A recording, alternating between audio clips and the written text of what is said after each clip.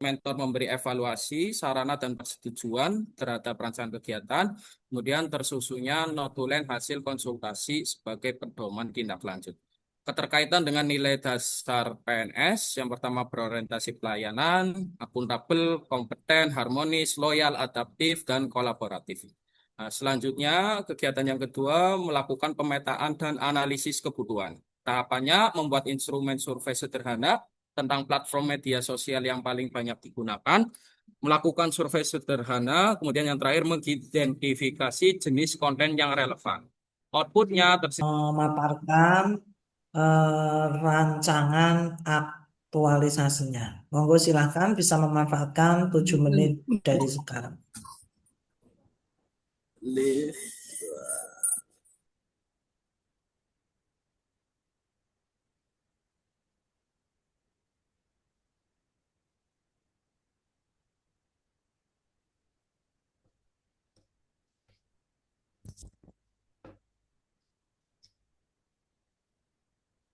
Monggo silahkan Mas, bisa dimulai.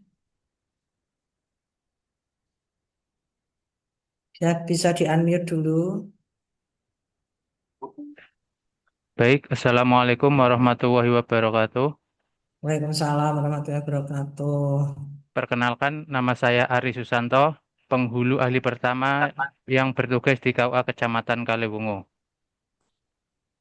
KUA Kecamatan Kaliwungu berlokasi di Jalan Sekowek Pelantara nomor 1, Desa Sarirejo, Kecamatan Kaliwungu, Kabupaten Kendal, Jawa Tengah. Kecamatan Kaliwungu memiliki luas sekitar 47,73 km persegi. Adapun identifikasi isu yang berada di KUA Kaliwungu yang pertama yaitu belum maksimalnya pelaksanaan bimbingan perkawinan bagi calon pengantin. Yang kedua, belum maksimalnya penggunaan media sosial sebagai sarana informasi. Yang ketiga, belum optimalnya pelayanan di KUA Kaliwungu karena keterbatasan pegawai.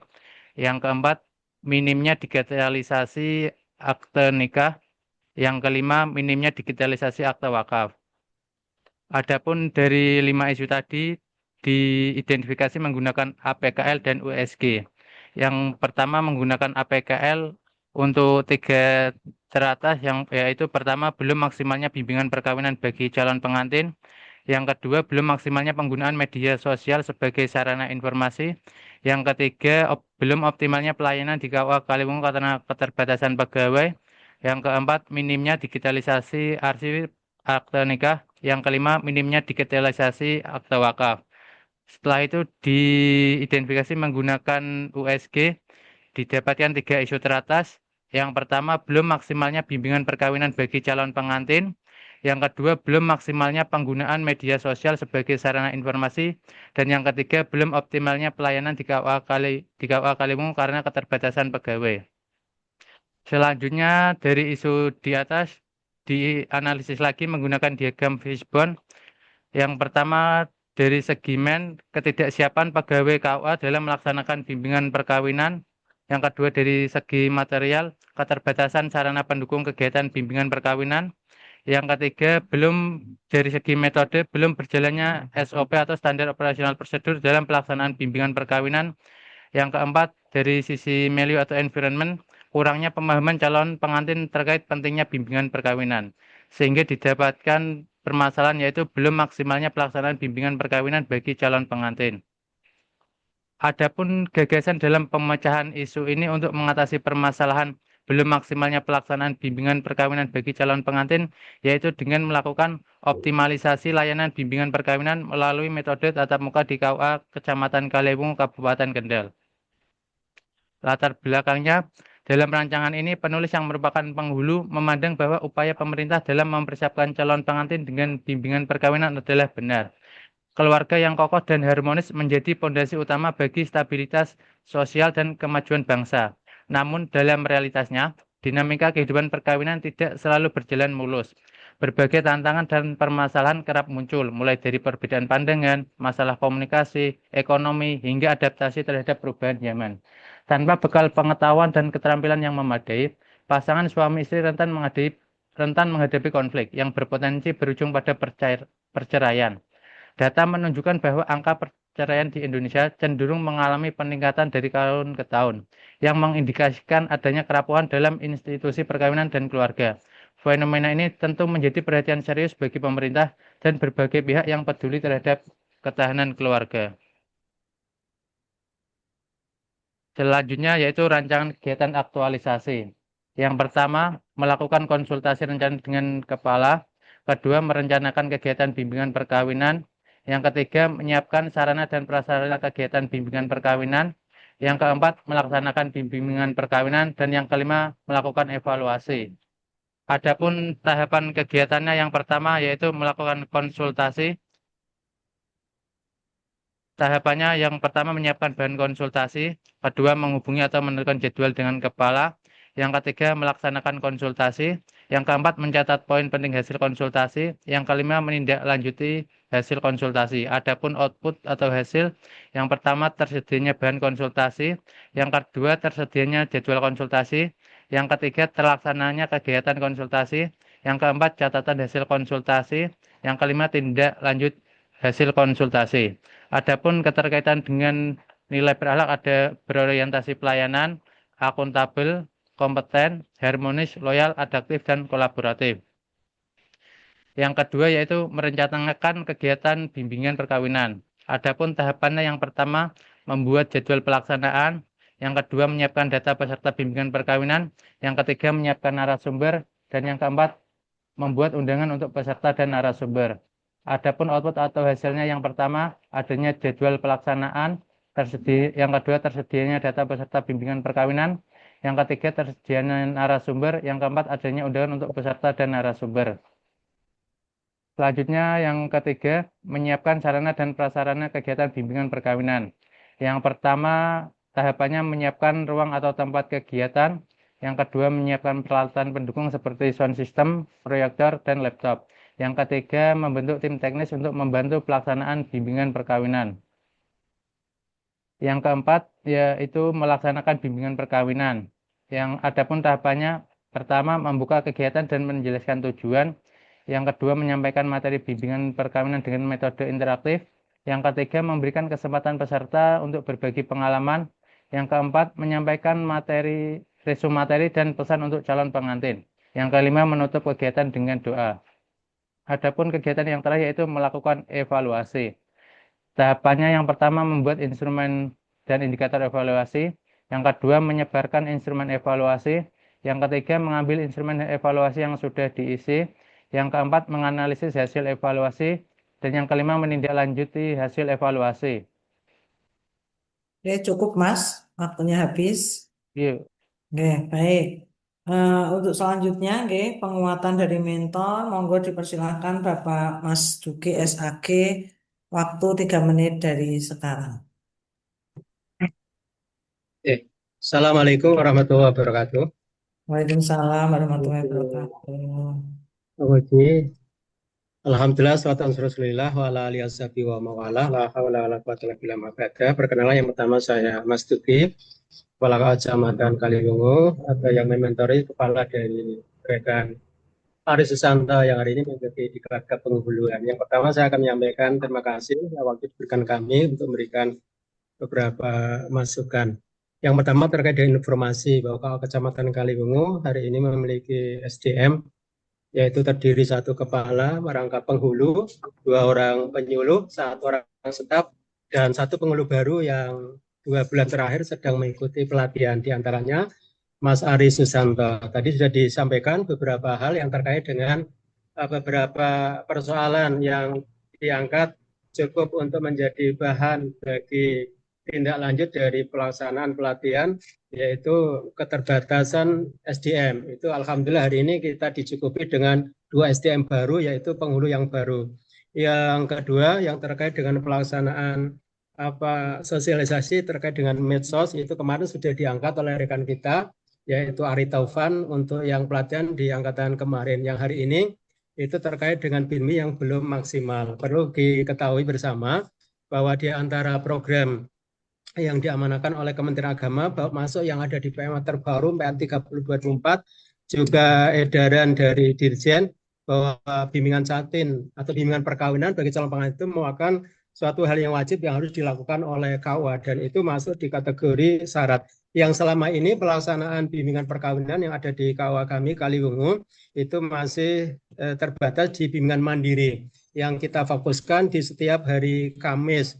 Tiap hari Kamis itu kita menghadirkan calon pengantin yang sudah mendaftar untuk sekaligus di pemeriksaan pra-pernikahan sekaligus memberikan bimbingan. Yang kita libatkan di dalamnya adalah penghulu dan para penyuluh.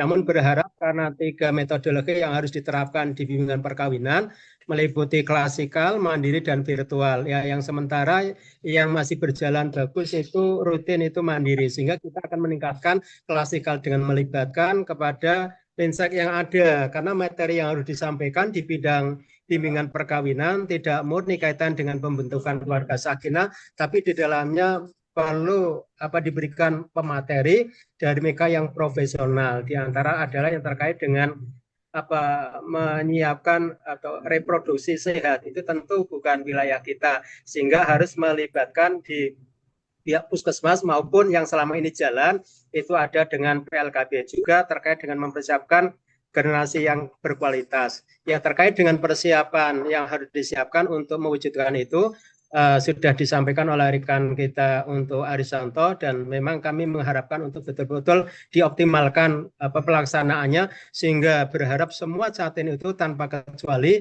mereka harus telah mendapatkan bimbingan. Harapannya dari bekal yang mereka dapat itu menjadi bekal yang fondasi kuat bagi membangun rumah tangga sehingga tidak diharapkan dari ikatan nikah nanti ada perceraian, sehingga setidaknya jika ada muncul problem itu bisa dikomunikasikan dengan baik ataupun dikonsultasikan. Sehingga optimalisasi dari kaitan dengan pelaksanaan bimbingan perkawinan ini memang kita fokuskan nanti setidaknya minimal harus bisa dilaksanakan paling tidak 2 minggu sekali. Syukur-syukur setiap minggu itu yang selama ini mandiri itu bisa kita laksanakan dengan secara klasikal sehingga nanti materinya lebih efektif ya. Semua materi satu pemateri bisa tersampaikan kepada banyak catin, tidak yang selama ini masih satu per satu.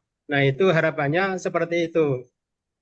Yang berikutnya dari yang direncanakan dari rekan kita Saudara Aristanto, tadi beberapa step by step memang sudah dimulai sebenarnya karena sudah sejak hampir Ari masuk ke sini, saya menekan sana sejak awal kita sudah menyiapkan para peserta yang memang calon pengantin sudah mendaftar, itu betul-betul diberikan jadwal yang pasti, jangan sampai mereka saat setelah menikah tidak mendapatkan bimbingan itu.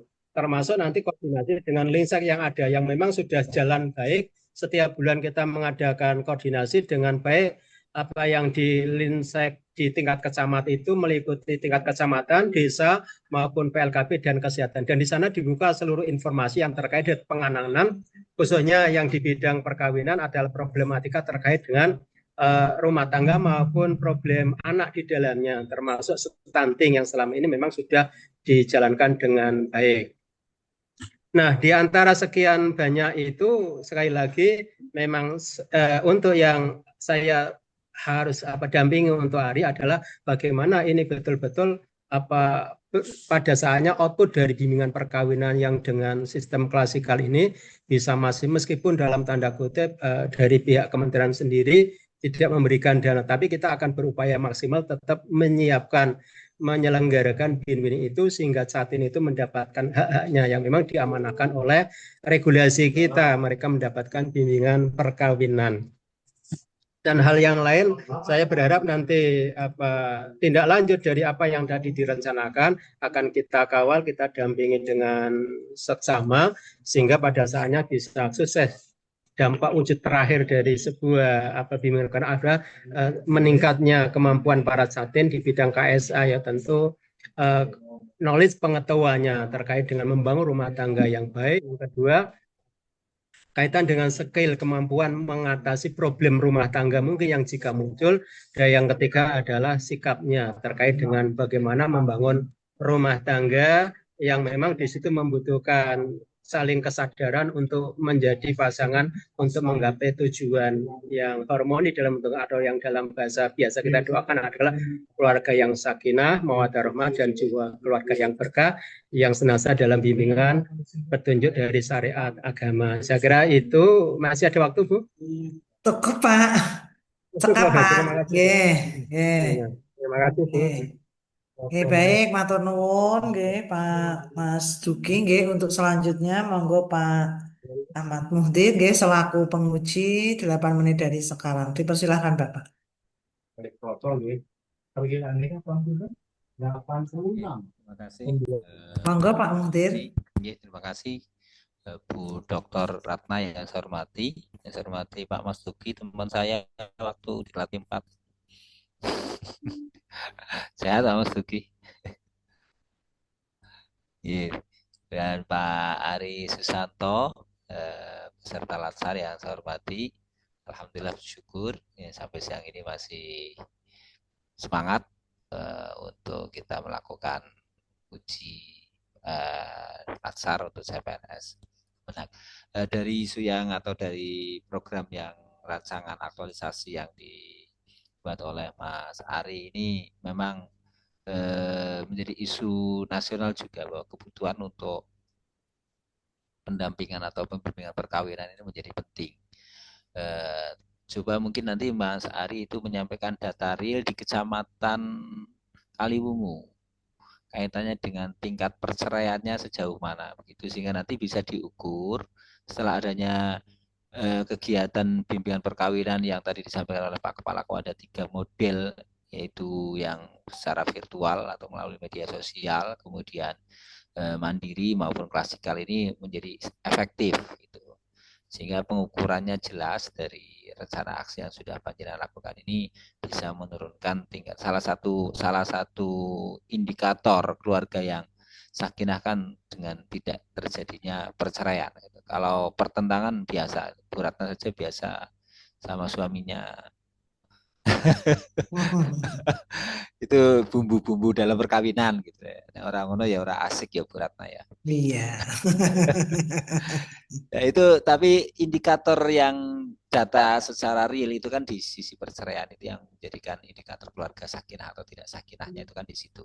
Itu menjadi real di kecamatannya apa. Kalau tadi sampaikan secara nasional memang iya gitu. Secara kabupaten mungkin juga sama seperti itu, tapi yang secara kan bisa nanya ke pengadilan agama nih untuk kecamatan Kaliwungu, lokusnya kira-kira itu sampai 2025 ini berapa jumlah persen, atau terjadi 2025 ini berapa, adakah peningkatan dari 2024 ke 2025, kemudian disandingkan dengan dikomparasikan dengan jumlah pernikahannya.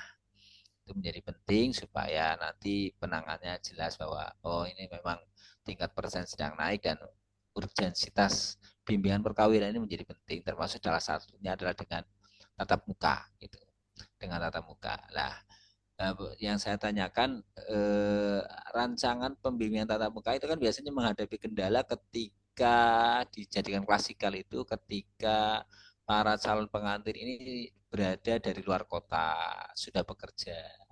Itu bisa disampaikan kiat-kiatnya supaya bisa maksimal kepesertaan bimbingan perkawinan yang klasikal ini, bagaimana menghadapi masalah-masalah itu. Silakan. Gini Pak, yang pertama kan kita 2 minggu sebelum kegiatan sudah menyebar undangan Pak. Dan di undangan itu kan ada 2 undangan untuk peserta dan yang satunya undangan untuk dispensasi kerja. Jadinya kan misal peserta dari luar kota yang nganu kan sudah dibuatkan surat izinnya gitu Pak. Kalau misalnya tetap nggak bisa ya kita cari yang lain gitu Pak, yang masih bisa mengikuti kegiatan bimbing tersebut Pak. Gitu. Oh ya, bagus. Oke, terima kasih. Kemudian dalam rencana aksi jaringan ini kan, menurut saya kalau tatap muka kan bukan terobosan baru gitu ya, bukan terobosan. Iya. Hal yang sudah dulu pernah dilakukan. Ini biasanya kan terkendala dengan pendanaan. Biasanya itu, apalagi kalau mengundang narasumber dari luar instansi kita gitu kan, untuk memberikan transport atau sekedar transport atau honor. Biasanya seperti itulah. Ini apakah sudah teratasi dari sisi pendanaannya? Tuh, dari sisi dananya mungkin tuh nanti saya pribadi nggak apa-apa kan ini nanti kan yang merencanakan saya gitu Pak. Mungkin untuk kedepannya bisa didiskusikan lagi dengan Pak Kepala gitu Pak. Oh iya benar, iuran dengan Pak Kepala ya nanti ya. Iya, Pak. Sama anggota yang lain gitu, Pak, yang Oh, dikawal. wah baik sekali nih Pak Ari sama Pak Mas Duki nih. Karena apa? Jangan sampai nanti timbul kesan ada pungutan liar gitu. Ya, Iya, Pak. ada pungutan karena kita kan sedang menuju kepada zona integritas gitu kan. Kegiatan-kegiatan ya. Maka perlu perencanaan yang dimana itu bisa seefektif dan seminimal mungkin. Bisa saja misalnya dalam hal terkait dengan ini kerjasama dengan PLKB, mereka kan juga penyuluh yang membutuhkan apa namanya angka kredit untuk sebagai bagian dari tugasnya. Nah, sehingga nanti bisa dengan cara MOU antara KUA dengan Puskesmas dengan PLKB untuk kegiatan BIN-BIN ini berkolaborasi gitu. Dari sisi reproduksi remajanya, reproduksi wanitanya mungkin itu dengan Puskesmas kita KUA, kepala KUA dan Puskesmas ada MOU untuk kegiatan-kegiatan itu bisa disatukan saja dalam bentuk bimbingan perkawinan, materi keagamaan, dasar keagamaan dan perkawinan itu dari KUA, materi kesehatan dari apa namanya dari Dinkes atau Puskesmas, kemudian materi tentang KDRT misalnya, KDRT dengan Polsek.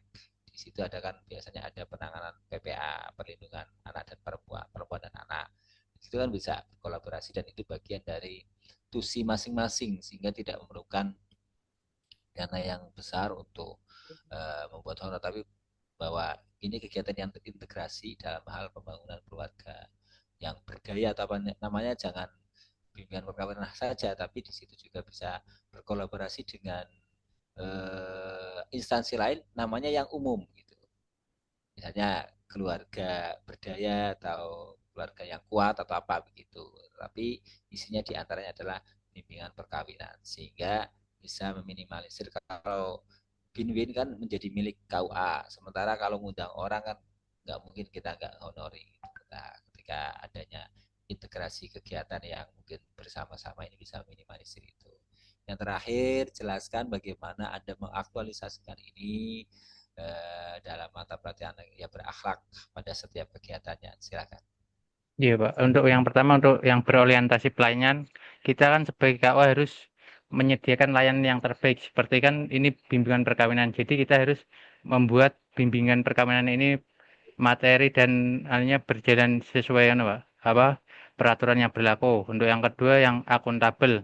Kita membuat kegiatan ini harus bertanggung jawab sesuai dengan SOP-nya, Pak. Yang ketiga, akun- ber- ah, kompeten. Kita sebagai penghulu maupun sebagai penyuluh di KUA kan harus mempunyai kompetensi untuk memberikan bimbingan perkawinan kepada calon pengantin. Untuk yang loyalnya kan kita sebagai pegawai Kementerian Agama harus menjaga nama baik instansi. Untuk harmonis kita melibatkan sektor lain maupun calon pengantin dalam kegiatan ini. Loyal, adaptif mungkin untuk kedepannya nanti kita bisa apa sambil melakukan kegiatan bimbing online gitu, Pak. Sampun, Pak. Ya, terima kasih.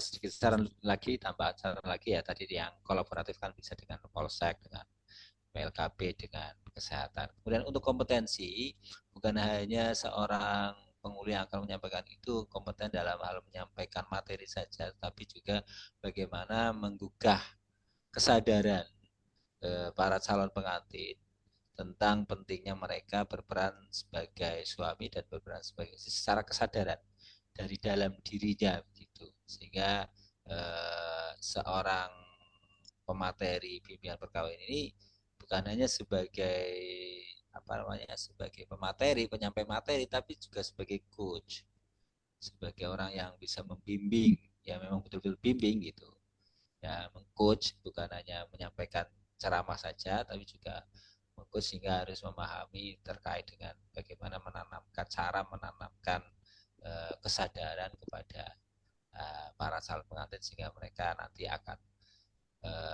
dengan sendirinya tergugah untuk bagaimana memantaskan diri sebagai seorang kepala keluarga atau sebagai seorang istri. itu seperti itu. Jadi perlu peningkatan kompetensinya bukan hanya dari sisi materi tapi dari sisi penyampaian dan cara untuk menanamkan sebagai seorang coach, sebagai orang yang memberikan coach kepada pendampingan bimbingan kepada para calon pelatih. Itu saran kami. Terima kasih. Monggo kembalikan Bu Ratna. Ya, terima kasih, Pak. Baik, terima kasih Pak Nurdir nggih untuk masukannya kepada Pak Ari Susanto. Terima kasih juga Pak Mas Duki untuk penguatannya. Nggih, mari kita akhiri untuk rancangan aktualisasi atas nama Ari Susanto dengan membaca hamdalah. Alhamdulillah Alhamdulillahirobbilalamin. alamin. Mas Ari, ini Pak Irfan sudah hadir, Pak Sadikin sudah hadir. Tolong nanti panggilkan peserta terakhir nanti Habibur Rahman, nggih, dengan Nggih, Bu. mentornya Mas Ari, nggih, matur nuwun Mas Ari. Nggih, sami-sami, Monggo, Pak. nggih, Pak Mas Duki bisa live room untuk melakukan aktivitas yang lain. Baik, untuk selanjutnya, nggih, untuk selanjutnya adalah pemaparan